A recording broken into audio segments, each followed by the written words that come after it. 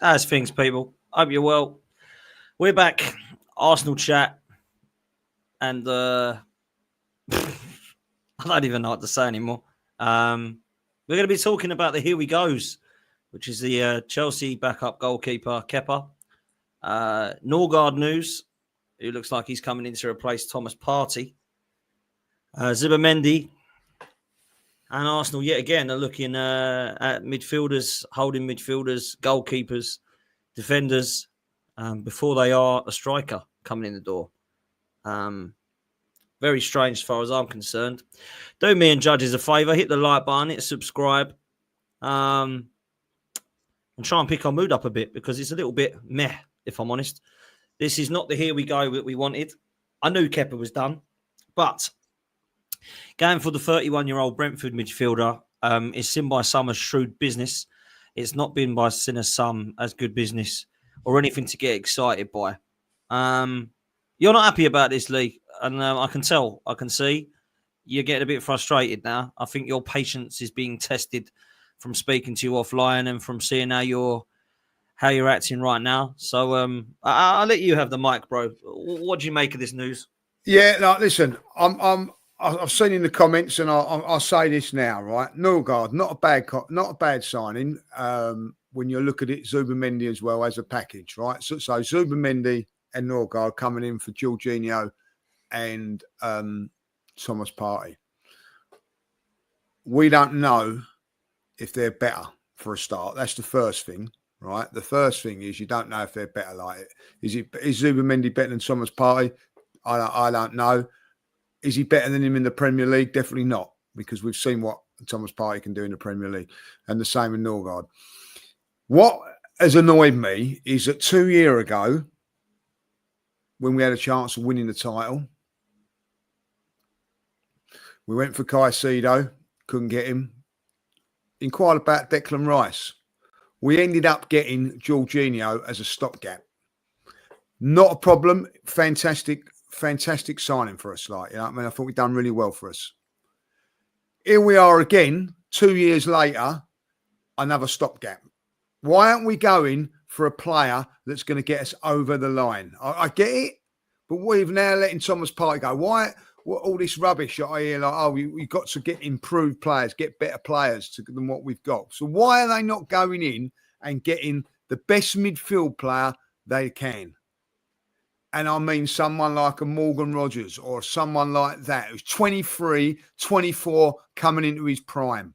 Why have we got to make a stopgap for a couple of years? When we get this couple of years' time, when is it going to be all over for us?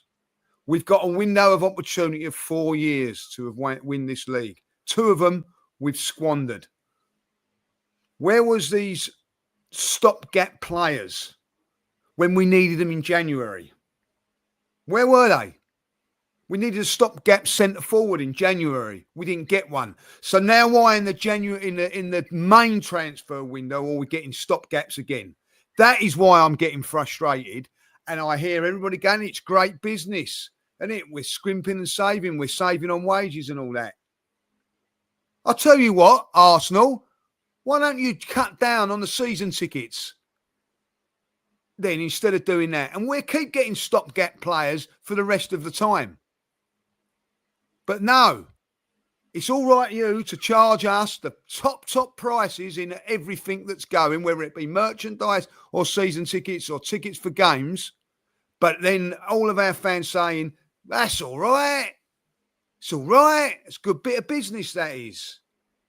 I'm fed up with it, Dan. Go and get the players that are going to get you over the line. We all know that the manager is not that guy, right? We know he is not going to get us over the line because he's had 4 years at doing it, and the best he's got is runner-up, which is fantastic. I'm not criticising that. So you know he is not going to get you over the line, right? So what is going to get you over the line? Stopgap, make-up players, or the real deal players? It's time to get the real deal players in when you haven't spent nothing in the last 3 years. That is my beef now. All of January fogged off. We ain't getting no one. makeshift or not, because we want the real deal player. We can't get him in January. We'll get him in the summer, so we will not get no one in January. Here we are, still waiting for and still negotiating or can't negotiate a fee. Right? Whether it be, if you're a proper club wanting to win things, if the club says to you it's 80 million, pay the 80 million. Great, we've got a goalkeeper for 5 million, right? We was all of last year looking at Garcia, right? All of a sudden, oh no, we've got a better, cheaper deal now with Kepa. We're signing. Not got a problem with that, Dan. Fine, right? Fine. You've saved money on the goalkeeping situation, right? Not worried about that. So then when there is a forward out there, what, you're going to scrimp and save again and lose out on that and then get a makeshift player in for who's 31, 32? Is Norgaard going to take you to the title? No. Is he going to help in the fact of a squad? Yes. But we're not there now, Dan. We're at the end of the process that we've led to have and been fed and gone with for the last 3 or 4 years, and took all the knockbacks, all the piss take from fans saying, look, another trophyless season, another this, another that. No, we take all of that. We're taking all that because we believe in this process. And when it comes down to it, when the top players are available, Arsenal Football Club are going to go for them. And they're not. Because if Arsenal were really, really, really wanted this league title, like I do, like you do, and a lot of the fans, they wouldn't be going for makeshift players in the 5th process year of it all without a trophy. Listen, if they'd have won the title last season and they'd won this and won that, I get it. But you're in this position now of getting over the line. You know? Now, listen, Liverpool done it last season with a makeshift one signing. That's all that they got. Right? And anybody that turns around and says to you, he is replacing Jorginho or he's replacing Thomas Partey, I get that. But wasn't our squad weak and thin last season? Wasn't our manager turning around and saying thin last season? So what are we actually doing as far as numbers are concerned? We're down at the moment because we've replaced the goalkeeper, Neto, yes, right? We've replaced Thomas Partey. Yes, we've implemented. We've replaced Jorginho. We haven't replaced Sterling yet. Now, people might laugh at that, but he's numbers. So we're now going into, which we know of all what happened last season, because it was a little bit unknown last season, Dan. A little bit unknown what the Champions League consisted of with all the different extra games. You have now know exactly how many games you have and what it takes to get into the top 8 or the last 16, right? What do you need? You need a strong squad. So all we're doing at this moment in time is going like for like. We are not strengthening it. Now, at the end of the day, we've put in 2 players that have not, and Kepa, you can believe that or not that. All they've done is replace what you've let go for nothing. What you've let go for nothing, you've replaced. When are you going to get off your arses and sign some players when me, you, and everybody else thinks, oh, we might have a chance of winning the top? They are serious about winning the league. They want to win the league. At the moment, they're not. It's like for like frustration. I am getting fed up wherever I go, Dan, at this moment in time. People coming up and saying, when are we going to sign a striker? When is it like, when? What do you reckon, Lee, and that? I don't know, Dan. I have not a clue. I've not got a clue. Yes, it's easy to replace Sterling. Yes, it is then. So why haven't you done it then? It's that easy to replace Sterling. Why haven't you gone and done that then? Because at this moment in time, as it stands, this moment in time, whether you like it or whether you don't, right? If Havertz gets injured, we're back to Mourinho being centre forward. That's where we are at the moment. Stay patient. Well, I've been staying patient since January the 1st, Dan, right? Yeah. And that's my beef now. It's my beef now. I get it where we are and what we're doing and whatever, like, you know what I mean? Listen, I'm not criticising the signings that we've made because we need to make them, like, you know, we don't know if Zubimendi's going to come in and be a hit. We don't know. We're hoping.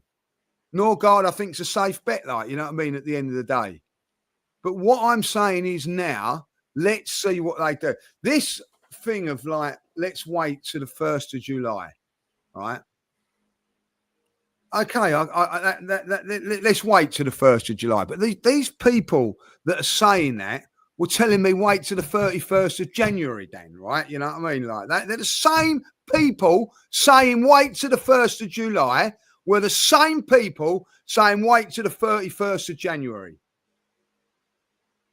Right? So I will wait until the 1st of July. And then what we're going to do? When is it? The 2nd of July? And we'll wait until pre-season and whatever. Like we're waiting until that. Oh, we're wait. See, then these same people will turn around and say, window don't shut until the 31st of August. Right? Again, you have to hold your hands up and go, you're right.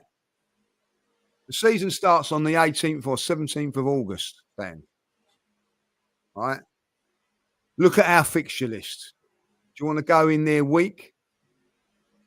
Let's have a bet now, right? Let's have a bet now. How many games it takes for Arsenal to have a serious injury or a player that's going to be out for 3, 4, 5 weeks minimum? 2 games? There you go.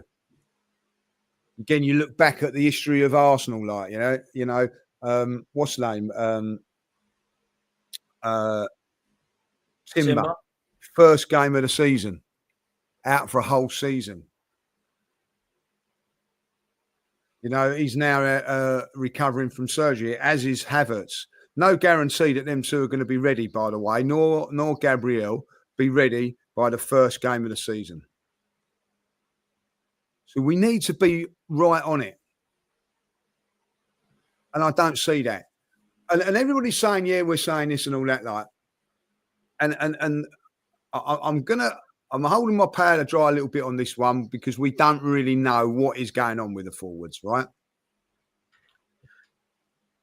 We can't agree this with Sesko. We can't agree this with Sporting. We're getting all this and all that, right? The argument is, like, the last forward that we signed, striker, was Jesus. How long ago was that, Dan?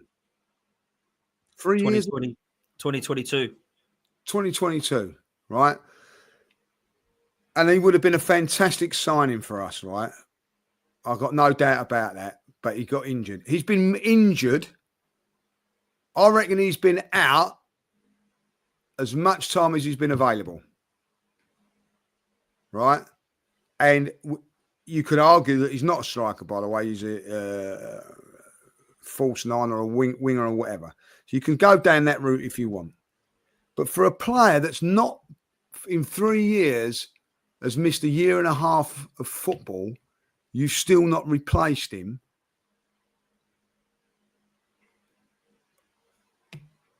Is incredible.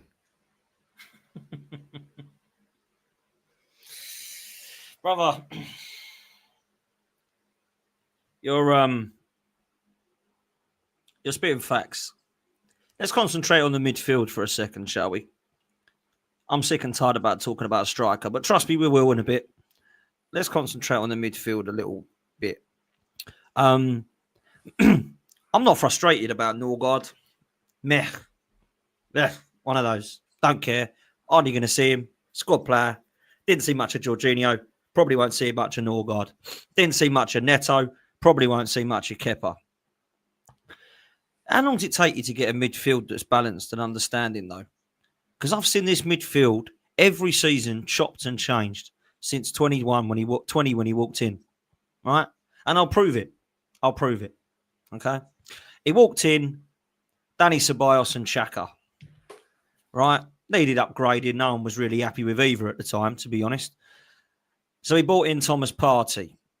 He had Partey and Xhaka, and then he brought in Odegaard, and everyone thought Partey, Xhaka, Odegaard, that's pretty good. Since then, which for me has been the most balanced that he's had, right?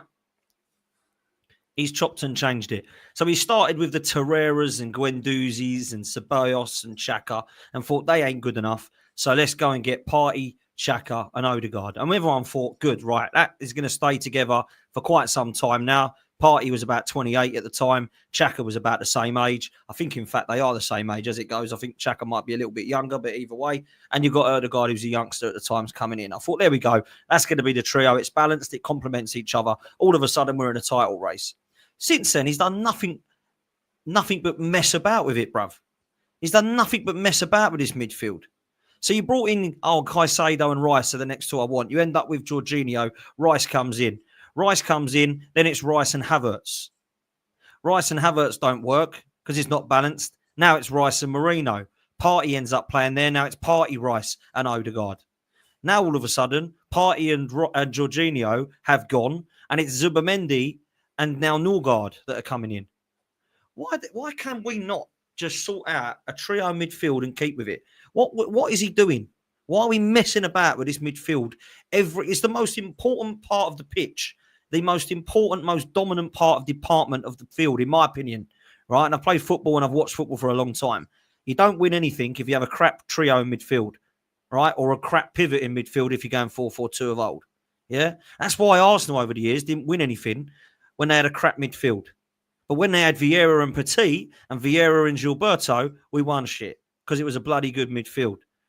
When we had Torreira and Guendouzi and Ceballos, nobody said we were going to win anything. So it weren't good enough, right? Quite simple. He's now mucking around with it again. Now, I understand you need a squad player here and there, and perhaps Merino and Norgaard will be seen as that. But I want to see a midfield that actually does gel and actually is given some time to work. And I ain't seen that, Lee. Every season, we had 1 year where it finally looked good. Xhaka's now gone. Right, who are you bringing in? Rice. Brilliant. And we don't get to see the trio that we want because everyone's coming in, like Norgaard's now coming in, or you've got Jorginho coming in, Merino coming in, Fabi Vieira coming in, Havertz coming in, all these players coming in. Why can't we have a trio that we actually stick with? Now, injuries are aside because that happens at every single football club. But we haven't been able to see a trio since Xhaka, Partey and Odegaard in 22-23.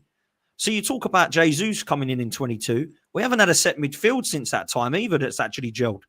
So that's been 3 years now where we haven't actually had a midfield that's stuck together that could actually call itself complementing each other. We ain't been able to do that, bruv. And again, now we're mucking around. Now I'll ask the chat and I'll ask you. Partey and Jorginho might be getting on. But Zubimendi and Norgaard ain't an upgrade on them two. No way. Now, I didn't expect us to go and buy Bruno Guimaraes or Tonali, but that would have been an upgrade on Thomas Partey. Yeah?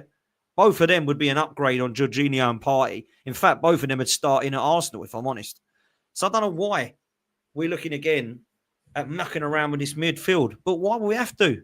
Because Xhaka was allowed to go, and we still haven't replaced him. And now Partey's been allowed to go, and we're still trying to replace him. So we're now looking at another Granit Xhaka situation here. And we have spent so far £300 million trying to upgrade on Granit Xhaka, who we sold for 15 million. And if you do the maths, you'll be astounded at how much we've spent on this number 8 position. Because there's 105 on Rice, 65 on Havertz, 38 on Fabio Vieira. On top of that, you've got 35 on Merino. Yes, you played Smith Rowe and Trossard and all that. It weren't as much. But let's be real. We're now going in again with more midfielders. How many more players and time and effort are we going to be putting into this position? Who is our number 8 going to be? Lokonga, great shout. Another one, another 20 million. This is an incredible amount of money spent on the midfielders, and we still don't have 3 that we know they are, Lee. This ain't good enough, bruv.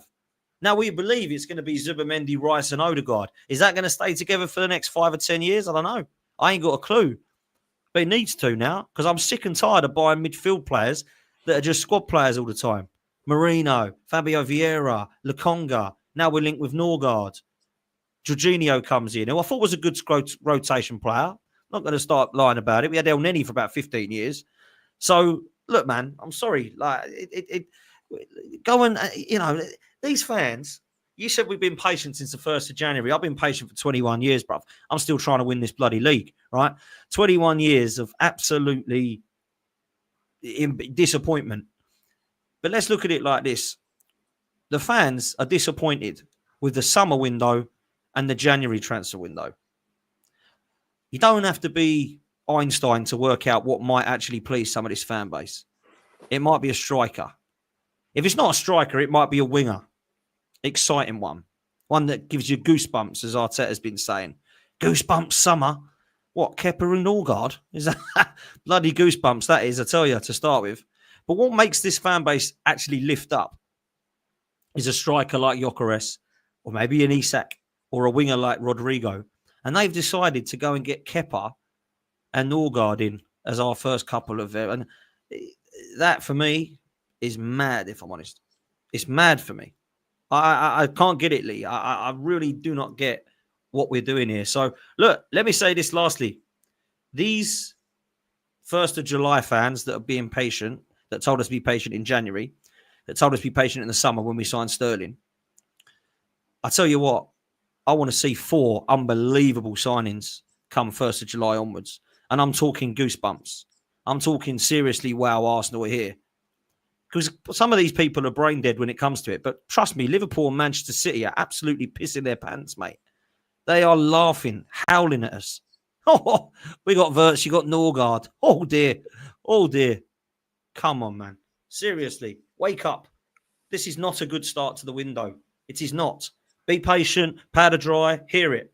I tell you what, go and get 4 top signings, or we're coming 3rd this year, and we're in a top 4 race. Yeah, listen, I can't argue with that, really. The one thing I will say, and I think it needs to be stated, that squad players are important in football. They are now, if you haven't got a good squad coming in and do the job, you're in trouble. Now, Jorginho come in and done a fantastic job for us. I think proved a lot of people wrong, Dan. You know what I mean? I think it was £12 million well spent. Norgaard will probably come in and do the same, and we go, do you know what? It's not a bad signing. But it ain't a signing that's going to get us over the line. It's not a signing where we're all going to be going absolutely wild about it. And at the end of it, I think, I don't know if we was promised, but when you don't go and buy no one in January and basically say, well, we're going to chuck away, we're not going to win the league this season, so we're keeping our powder dry, you expect some big signings coming in. Now, they might still come in, Dan. They might still come in July the 1st. We don't know. But what we're saying is, and listen, we've got to get a backup goalkeeper. We've got to get a replacement for Thomas Partey. We've got to get a replacement for Jorginho. So we've done that. Listen, Zubimendi could well be a better player. Listen, I think in 2 years' time, he's going to be a much better player than Thomas Partey, because he'll be about 26 and where Thomas Partey will be 34, 35. You know what I mean? So we know that. It's not a bad bit of business. But what I'm looking at is, and I'm thinking, right, Zubimendi coming in, Thomas Partey backing it up. Now, that's a big midfield. Top midfield. You can then play Thomas Partey going there, or you can put in whatever. 2 years ago or 3 years ago, we didn't give Granit Xhaka what he wanted, and he was in the prime of his performances, unbelievable performances for Arsenal.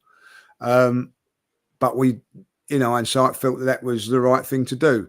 It's not. It's been a disaster, because I think Xhaka, if he'd have stayed, just let him run out his contract last season, we might have done a little bit better than what we did. I don't know, with him in there instead of, I think Declan Rice come in there at the end. But imagine if he was Declan Rice and Granit Xhaka, that could have been the strong thing. Again, now we've lost Thomas Partey for whatever reason. Now, we're not criticising that, you know what I mean? Like, sometimes along the line, you have to say, and be a little bit realistic and say, look, the wages that he's offering, the 2-year contract, it's not worth what we're doing. So I get that. But then what I'm looking at is then go and get something that's 23, 24 and excite us. What is going to excite Arsenal now, like, you know what I mean, is that we've got the same midfield as last season, or the same system. What happens if, and there's no guarantee this is going to happen, what happens if Odegaard doesn't produce? continues to play at the level that he did last season. The reason he was allowed to do that is because we had no one. But just imagine next season he starts off and he continues to do what he's doing. We can't afford that. We can't afford to have a passenger in the team. I know he works hard and all that, but he's in the job to create and make things happen. If he's not doing that, the whole system shuts down then, you know what I mean? Like, it's like, you know, when you start a car up, it's just not the turning of the key. There's other components that make that so that car starts. And that is the thing with Arsenal. Arsenal have to have all those components working for us to click. Now, the reason we weren't very good last season and was very, very boring is because Odegaard weren't at the Odegaard he was the season before. So we're going to let that carry on, or are we going to say to ourselves, well, if Odegaard doesn't shape up, we're going to have to look to change it, and this is the person that's coming in to do it. We haven't got that at this moment in time. You know, Wanyeri, maybe. I'm looking at Wanyeri and I think to myself, I don't know what's happened with him at the moment. Like, you know, he can't even get in the England under 21s at the moment. You know, I mean, I know he's only 18, but this is a guy that I was exciting me at the when he first came in. By the end of it, he was hardly getting any minutes and wasn't doing enough. I don't know if he's tired and shattered and needs a break, but I'm telling you, he ain't going to be ready in August. Right? You know what I mean? So you're going with Odegaard. You know, I'm pretty sure. I'm just going to quickly look at this, like, but, you know, I don't think you're going to see Wanyeri on the trip to Singapore and Hong Kong. I think it's 4 weeks. Why is that? Well, he's still out in playing for England, then he in Czechoslovakia, like, you know what I mean? So if he comes back today, it's just like, you know what I mean? Like 1, 2, 3, 3.5 weeks before he goes on tour. Can't have 3.5 weeks break. He's got to have more than that. He was like, you know what I mean, jaded and everything like that. So if he plays into the weekend, it is 3 weeks till they go on that. So you can't ask a kid to have just 3 weeks break then. He's got to have more than that. So he ain't going to be available. He might be available for the first game. So is he playing? Who's he playing for? Any under 21s? Yeah. So one area has gone with him, right? Okay. Yeah. He's started a couple of games on the bench for the quarter final. Come on with about 9 minutes to go. But this is the kid. I got confused. I thought you said he didn't go with him. But yeah, no, he did. So he should be. He should be. He's not starting. He's not starting. No, he's not a dominant force of it, and that's what I'm a little bit concerned with. I think that he should be the main man in it, but he's not. McAteer or something, is it, of Man City, who is nowhere near at the level of Wanyeri is. No, might be a year older and whatever. I don't know, but at the end of the day, he's out there, so that don't bode well for us. You know what I mean? Like, by the time he comes back 3 weeks, you know what I mean? Like, he needs a lot more than that. He needs about 6 weeks good rest. He does. So, you know, and if Odegaard continues to do what he's doing last season, I don't know where that puts us, Dan. I really don't. I really don't know where that puts us. And at this moment in time, you know, I'm looking at the squad. The reason I'm frustrated, Dan, more than anything, is because I still think that we've got a great chance of winning the league. Still think that we've got a good enough defence. You know, if with the right players, we could go on and win it. Like, you know what I mean? If we have the right players, but we don't seem like we've got. You know, we've been saying this for 2 years now. If we get this and get that, and it's coming to an end now, isn't it? Like, you know what I mean? If they go through this window and don't end up, I don't know. You know what I mean? End up with the Chelsea fella they're talking about, or Watkins. And listen, I've got nothing against Watkins. I think he's a decent player, but that would be it for me, because you're signing Watkins. That's another makeshift player for another couple of years in your prime process sort of thing, like, you know what I mean?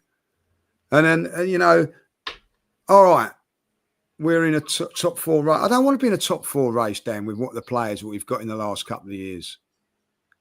You know what I mean? We've come close in the last couple of years. You know what I mean? We took Man City to the last game of the season 2 seasons ago. It was fantastic watching Arsenal play. Right? I'll go back to that season. We didn't win it. You weren't hearing no complaints from me. You know, I mean, we give it a great shot. It was entertainment and everything. But last season, you know, and I get going into that transfer window because of the back of that performances in that. it's hard to replace players because they were so good. You know what I mean? So I get that scenario.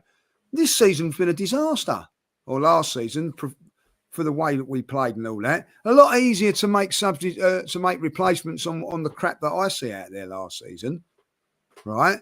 And here we are, still not making no signings.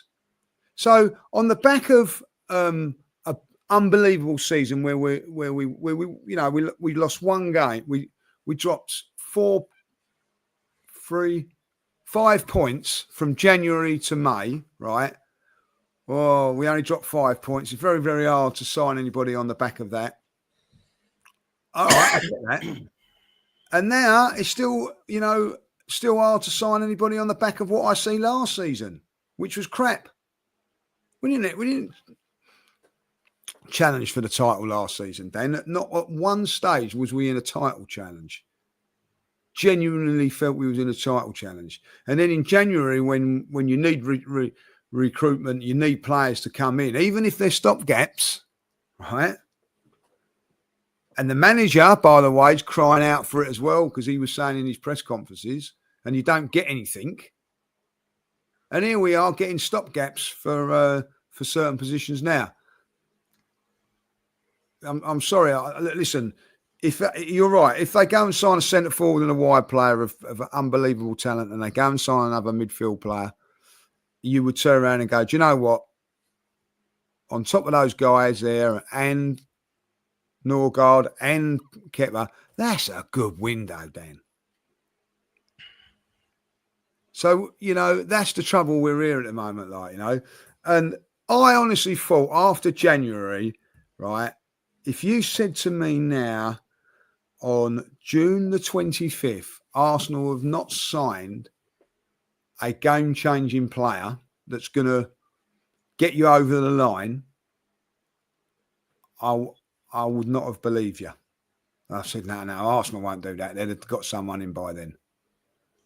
But we haven't got a game-changing. Listen, there's nothing, right, at the minute, everybody's going on about this first. We don't know what he's going to be like. Everybody's, you don't know what he's going to be like because he's not played in the Premier League. He might take a year to settle in. He might hit it straight away. Who knows? So, but at the end of it, you think to yourself, well, they're having a go. Now, they're replacing like for like. They're replacing Robinson at the moment with a left back. But what they've done is that they're Robinson, who's 31, 32. They're replacing with a 23, 24-year-old. They're not gone in there and gone, I'll tell you what, we'll take, I don't know,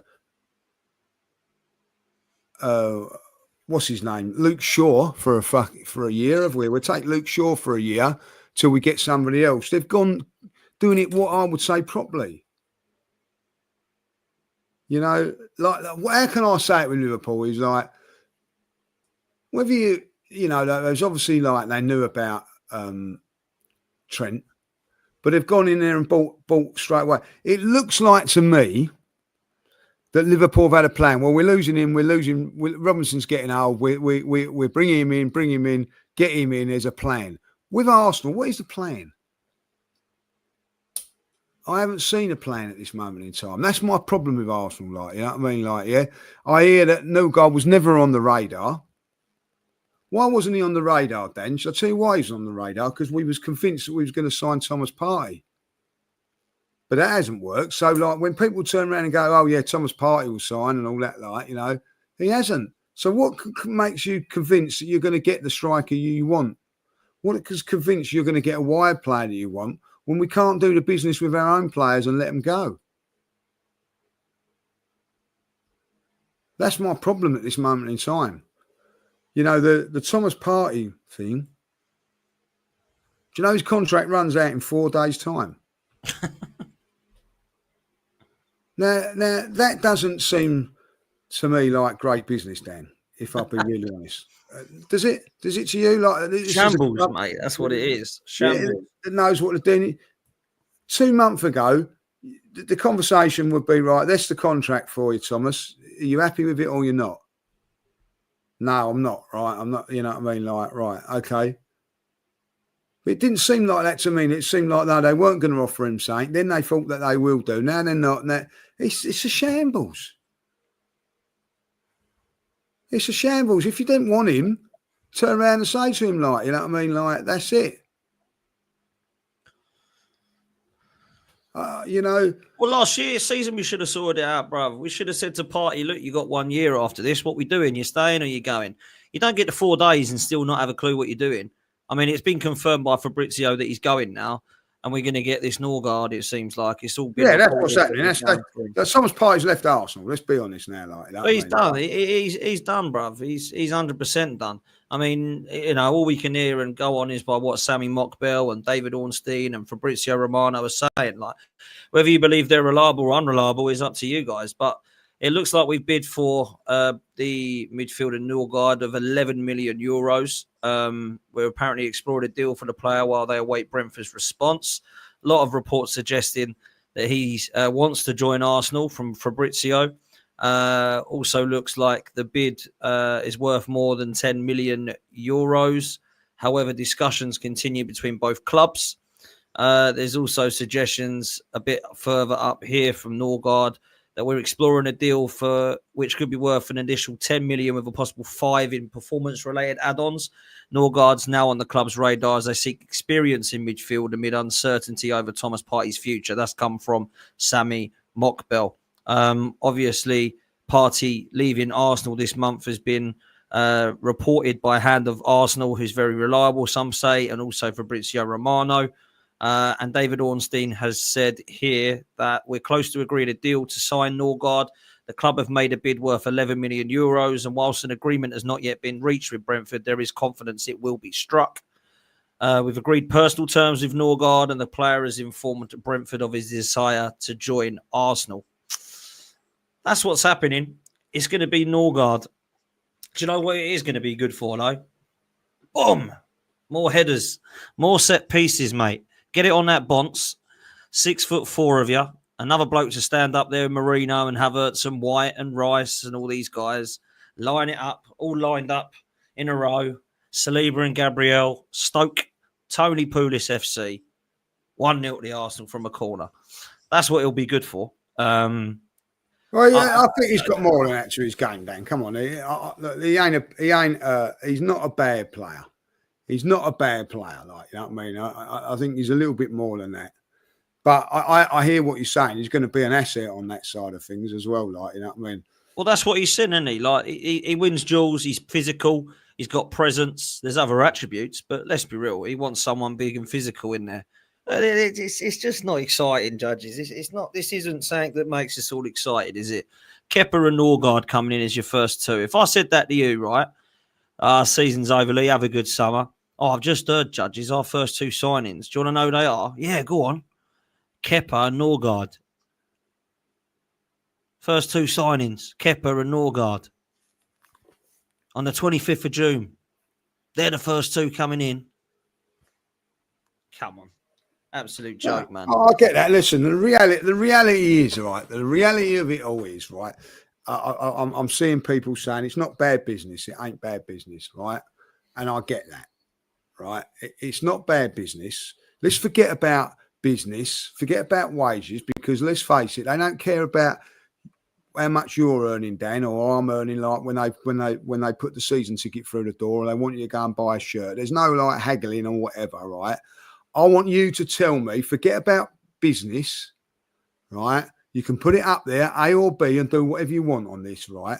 What is better for Arsenal Football Club as a football club? Thomas Partey and Zubimendi, or Zubimendi and Norgaard? What's the best? We know. Forget about business. Forget about that. What is the best? Facts. What is going to have the most chance of you winning the trophy at the end of the season? Forget about bank balances. As a footballing fact, what is better? So when people now go, oh, it's good business, right? It's good business, right? I'm not interested in business, right? I want to know what is better.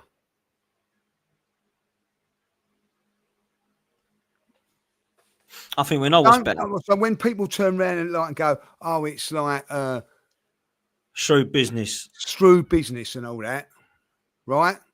I'm talking on a football level now, right? Because I don't care what you say, Dan, right? When you go over the Emirates this season, right, they're not going to turn around to you and say, or you walk up to them and knock on their... We've got a midfield now of Zubimendi and Norgaard. Can I have a £5 off, please? Because that's good business for me now. Not interested. You still pay exactly the same amount of money, whether it's Partey in there or Norgaard. So I'm telling you, and I'm asking you, what is the best? What is the best for Arsenal Football Club as a football club? So anybody that turns around to you says it's good business, hit them with that. Hit them with that. What they come back with. Can't argue. Facts. All facts. Anyone who believes that this midfield is a huge upgrade on Partey and Jorginho hasn't been watching football for the last 3 years, if I'm honest. No, they're not saying that, though, Dan, are they? These people, right, all these little, the Arteta lovers and all the ones that want to keep him with the club and everything like that, right? I'm not saying that it's an upgrade. What they're saying, Dan... Is it's good business. It's good business. They're not turning around saying it's an upgrade. I can go on Twitter now and I bet people are going like, oh, yeah, Partey, Zubimendi, Jorginho, no, God, good business. We've replaced good business. I'm not asking if it's good business and what's better. And I'm sorry, Dan, if I'm a footballer, right? Me and you are footballers, right? And I'm on 50 grand a week and you're on 20 grand a week, right? Why am I on 50 and why are you on 20? Because you're better. Exactly. You cannot con your way to become a professional footballer. You can con your way onto a building site. You can con your way into an office. You can con your way into anything to a certain level. A brain surgeon, you can't go in there and say, right, I'm walking in here and conning that. But you know what I'm saying, can't you? Like, you know what I'm like. I can walk. Yeah, I've done some chippy. I'm a chippy and all that. Like, you're going to get found out, right? At some stage, you're going to get found out, right? But you can't walk into a professional football club and say, yeah, I'm a midfield player. I can play it here. Like, doesn't work, right? You even when you go and watch game, you go and watch your mates play, right? You know who can play and who can't, right? You can watch a couple of mates and you go, well, he's played, he ain't, right? You can't con it. So the reason that he is on a lot more money than Norgaard is, do you know why? Because he's a better player. Why isn't Norgaard at Arsenal 3-4 years ago? Why didn't we get him 3 and 4 years ago when Thomas Partey was available? Because Thomas Partey was the better player. But it's good business. Don't understand what good business means, if I'm honest, to these people. But I'm with you. Norgaard is the guy that we're getting. And I don't understand, if I'm honest, what people believe in this signing. Some people think it's a great signing. Some people don't. I actually put a poll to see if they're happy with Zubimendi and Norgaard. 65% of people don't believe it's better than Partey and Jorginho. 36% of people think that it is. So a lot of people are saying, no, we had a better midfield this season. Look, I don't know. I don't particularly get excited by this one, but I'm in the same boat with Kepa. I don't particularly get excited with that. One thing I would be excited with is obviously a striker. Now, I don't know what your thoughts are. I'm going to put some stuff up on screen now to share of the latest reports. And there's quite a lot. First of all, obviously, we're looking at this Sesko and Gyökeres debate, which just seems to be going on forever. And, of course, it's gone on forever here. So before we do some super chats, let's look at what's going on here. The Mail Sport understands Arteta wants a striker in before their pre-season tour. Sesko and Gyökeres have been strongly linked, but it's understood that Sesko is the priority. Now, obviously, there's been Sesko and Gyökeres rumours, and it still continues. Sources close to the club suggest that Sporting's keenness to offload Gyökeres has become clearer by the day and arguably weakened by their hand. Internally, there were already reservations over the player. Sources say that Leipzig are driving a hard bargain for Sesko because they know all too well how desperate Arsenal are for a striker. It's for this reason and Arsenal's desire to not spend way over their budget for a striker that there's been a delay. Bert is said to have other striker options too, which he's in negotiations over. If a deal for Sesko or Gyökeres was not to materialise, the prospect of a surprise name entering the frame is a possibility. I don't want any more surprise names unless it's Isak, right? According to Di Marzio over in Italy, he says that Arsenal will sign Gyökeres because he wants to join the club.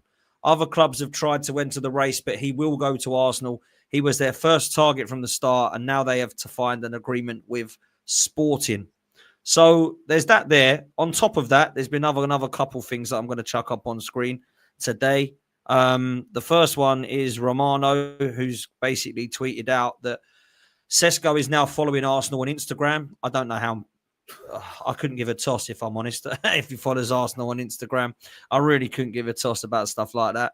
But this is something that's now being tweeted, which is unbelievable, really.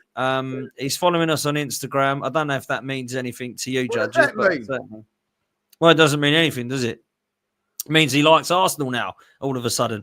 And there has been some loose suggestions that Liverpool have decided that they're in the race for Victor Gyökeres as well, which to me proves that Isak is not available.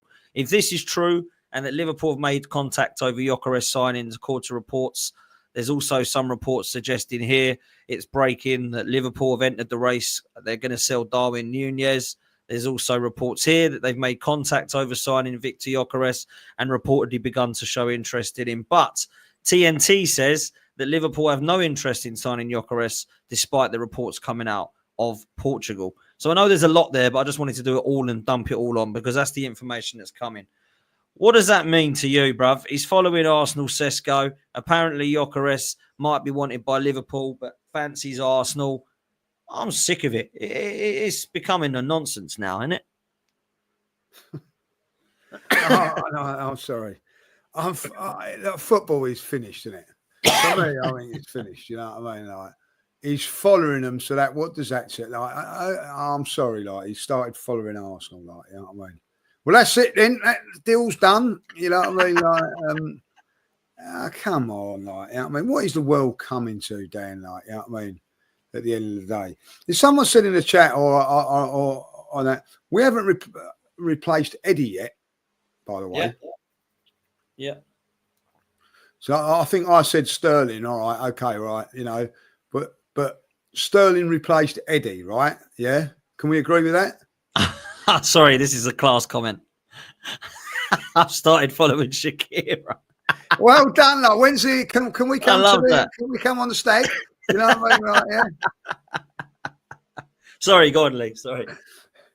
Yeah. No, but like so right. Sterling was to replace Eddie, wasn't it? Like, yeah, right.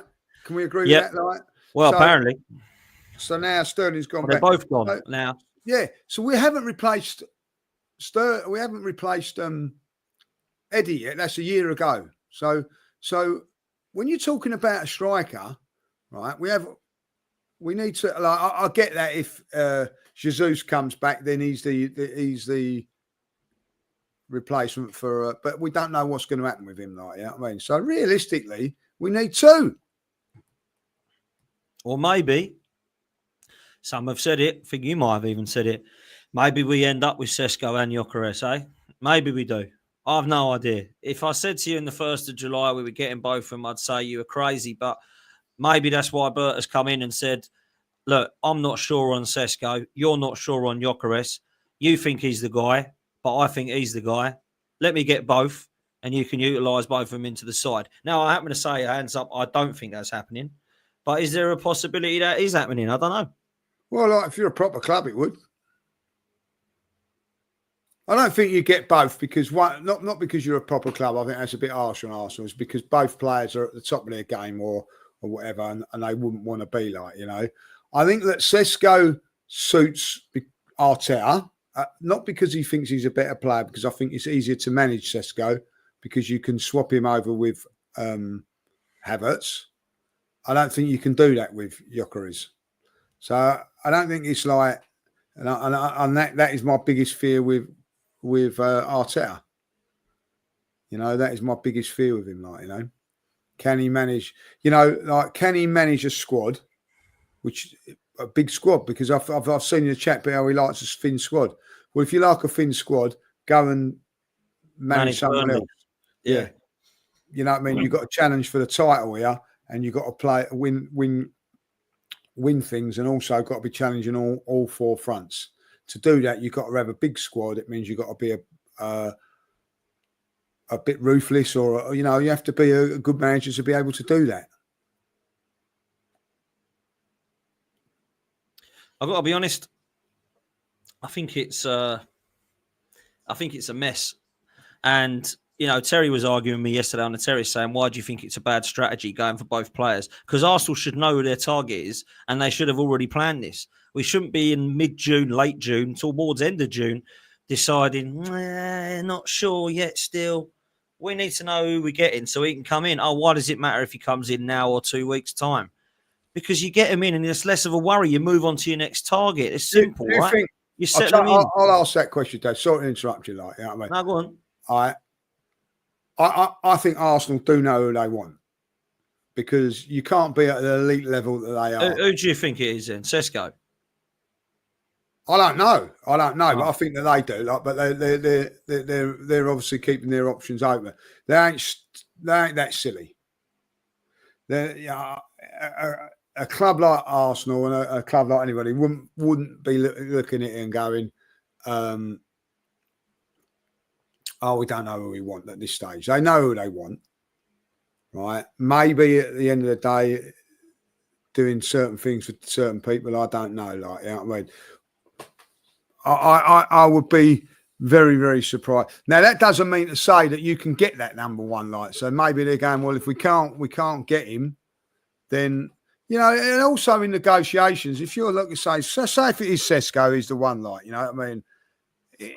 You know what I mean? Like, and he'd be thinking, right, well, I want this and want that. And maybe a little thing in the background thinking, well, if I don't, you know, I might have to be happy if I really want to come, because they might just jump ship here any time. Like, I don't know. Like, you know, in negotiate, I don't really understand, but I would like to think that a club like Arsenal knows what they want. And if they went for them to, right, well, I'll tell you what, and if they end up with Watkins or someone else, then I'll hold my hands up and say that they're fucking useless. Let's close with some super chats. This one comes in from Ethan. He says, Norgaard, huh? Is this the goosebumps? Certainly isn't, that's for sure. Mark my words, at this rate, we'll sign Grealish. I don't want Grealish. I would have had him 5 years ago, but certainly not now. Lewis says, wages and staggering transfer payments have cost us a mean. West Ham are due 33 million off of us for Rice, and that's just him. That's actually true, by the way. There's still payments that we've got to be installments that are still going ahead. That's what people are forgetting about. Like, we've still got a lot to pay for some of these signings over the years, I think. Daniel says, at what point will you reduce your expectations? The Rice window was an anomaly. Well, I wasn't actually happy with the Rice window. I know a lot of people were, but I was a big fan of Rice and Timber. I didn't want Havertz. I didn't really, particularly at the time, get excited about Raya, although he's better now. I was happy with Ramsdale at the time. And I wanted to go and get Kudus because I felt like we needed someone to cover for Saka. That was 2 years ago now. We still haven't got cover for Saka. Chaitanya says, big up to Norgaard as a decent squad player with good physical attributes, but he isn't an upgrade. Jorginho and Partey are both technically superior. It is a big loss. Chaitanya, facts. Mark says, Mr. Judges, we're declining as a club. When will the Cronkies sell this club? They do not care about the club. I don't think they're selling. I don't think they're leaving. Look, listen, it's not declining because 5 years ago we was crap. You know what I mean? Like, what's the frustration is that they've led us. We're close. That we're close. That's, you know what I mean? Like, we're close now than what we've ever been.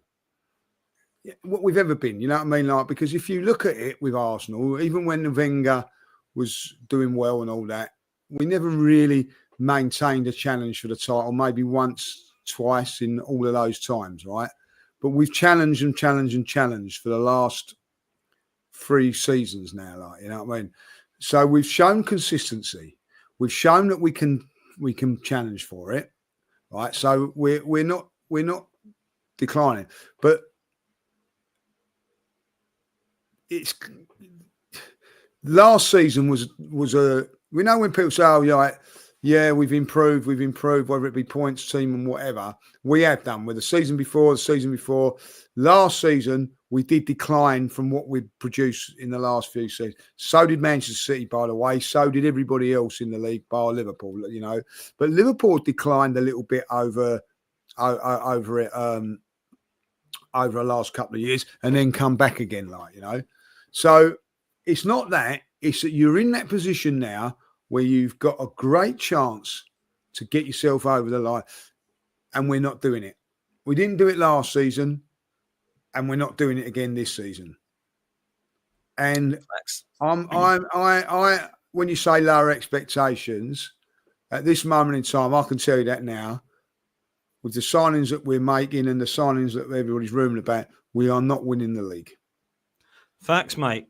And that's why we've got a busy few last weeks. Coming to a close, Liam says, if Gyökeres goes to United, it's a disgrace from Arsenal. I agree with you, bro. This is very interesting from AD. He says, this is me worried.